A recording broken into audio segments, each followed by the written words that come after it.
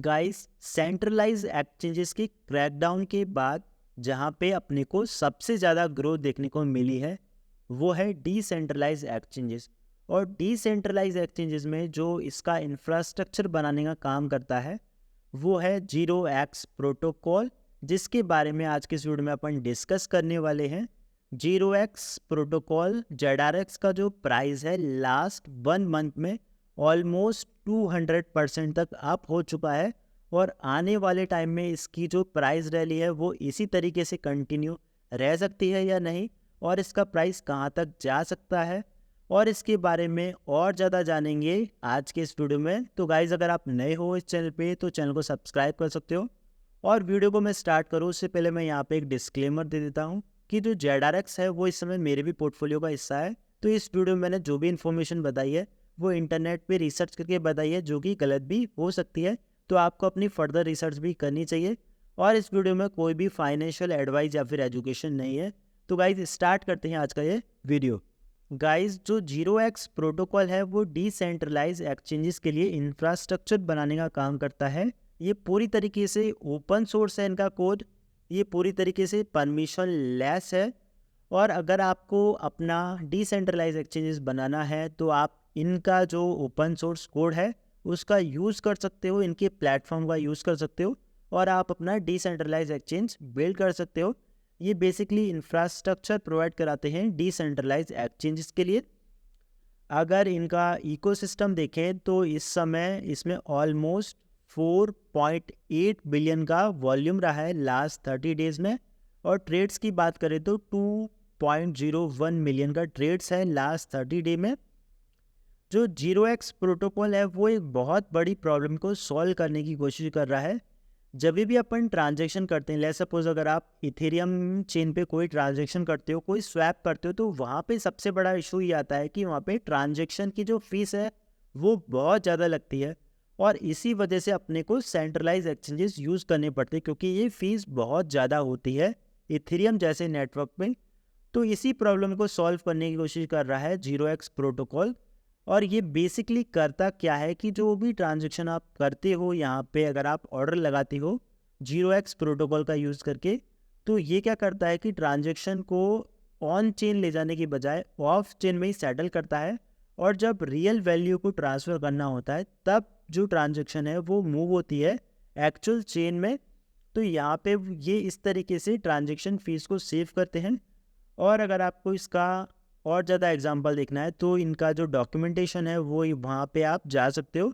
और मैं आपको यहाँ पे ये डायग्राम दिखाता हूँ। इस डायग्राम को आप देख के समझ सकते हो कि आखिर इनका प्रोटोकॉल किस तरीके से काम करता है। इन्होंने जो अपना आईसीयू था वो करा था 2017 में, और अराउंड इन्होंने 24 मिलियन रेज करे थे लगभग 0.048 सेंट पे, जहाँ से अब इसका जो प्राइस है वो लगभग 52x हो चुका है। इसके बाद इन्होंने जो है प्राइवेट इन्वेस्टमेंट भी उठाई सीरीज़ ए और सीरीज़ बी में, और कुछ इन्वेस्टमेंट अनडिस्क्लोज है। इन्होंने अब तक लगभग 133 मिलियन का फंड रेज करा है, जिसमें से 24 मिलियन जो है वो पब्लिक सेल से था, और 109 मिलियन की जो फंडिंग है वो इन्होंने रेज करी है वीसी इन्वेस्टर से। और इस प्रोजेक्ट को भी काफ़ी अच्छी बैकिंग मिली हुई है वेंचर कैपिटलिस्ट से। और इसमें कॉइन बेस वेंचर्स भी इंक्लूडेड है, इसमें blockchain.com, पेंटेरा कैपिटल, इसमें काफ़ी बड़े बड़े वीसीज ने इन्वेस्ट किया है। तो आप समझ सकते हो कि इस प्रोजेक्ट में कितना ज़्यादा पोटेंशियल है। करंटली इसका प्राइस जो है वो $1 के अराउंड चल रहा है, और करंट जो मार्केट कैप है वो है $833 मिलियन का। फुल्ली डाइल्यूटेड मार्केट कैप बनेगा $1.18 बिलियन का। और करंटली इनका 70% का जो सप्लाई है वो सर्कुलेशन में है, और आईसीयू प्राइस का लगभग ये 20x हो चुका है। और इनका जो ऑल टाइम हाई था वो था 9 जनवरी 2008 को $2.53। यानी कि इन्होंने जो है पिछली बार का जो बुल साइकिल था 2020 और 21 का, वहाँ पे इस टोकन ने अच्छा परफॉर्मेंस नहीं किया था, और ये वापस से अब अपनी ग्रोथ को पकड़ रहा है यहाँ से। तो यहाँ पे देख सकते हो, अगर अपन लेट्स सपोज यहाँ से 10x भी पकड़े तो अगर इसका मार्केट कैप यहाँ से $10 बिलियन भी जाता है, और इस टोकन का प्राइस $10 भी होता है, तो फिर भी इसमें पोटेंशियल है कि ये यहाँ से 10x हो जाए इस बार की बुल मार्केट में।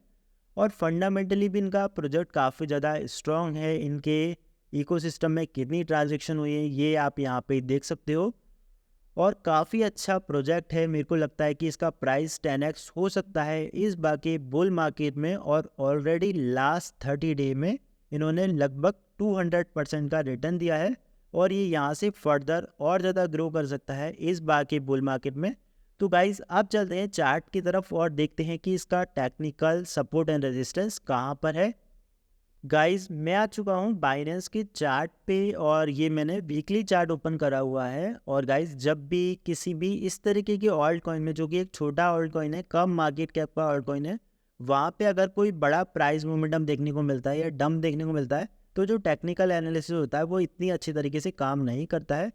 लेकिन अगर अपन देखें, मैंने यहाँ पे फिब लगा दिया है, फिब का अगर अपन अगला रेशो देखें तो वो बनता है लगभग $1.5 के अप्रॉक्स। इसको जो है वो अगला रेजिस्टेंस देखने को मिल सकता है, और इसके बाद इसको अगला रेजिस्टेंस मिलेगा $2 के अप्रॉक्स का।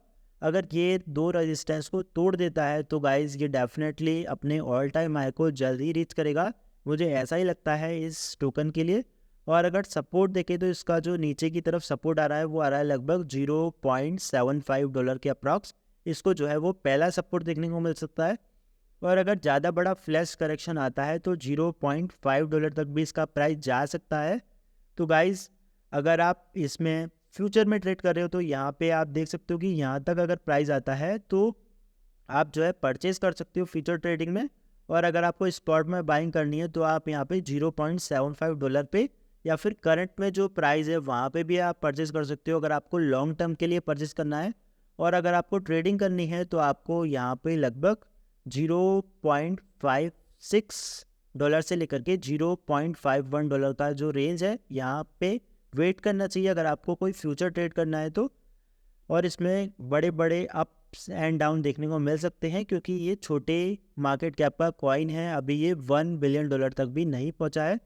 और मेरी एक्सपेक्टेशन है कि ये कॉइन इस बाकी बुल मार्केट में $10 तक रीच करे, क्योंकि पिछले बाकी बुल साइकिल में ये टोकन नहीं चला था और इन्होंने काफ़ी अच्छी फंडिंग भी रेज करी है और इन्होंने काफ़ी अच्छा डेवलपमेंट भी किया है। तो इसका इम्पैक्ट इसके प्राइस में ज़रूर देखने को मिलेगा। तो गाइज मिलते हैं अगले वीडियो में, तब तक के लिए goodbye, see you soon.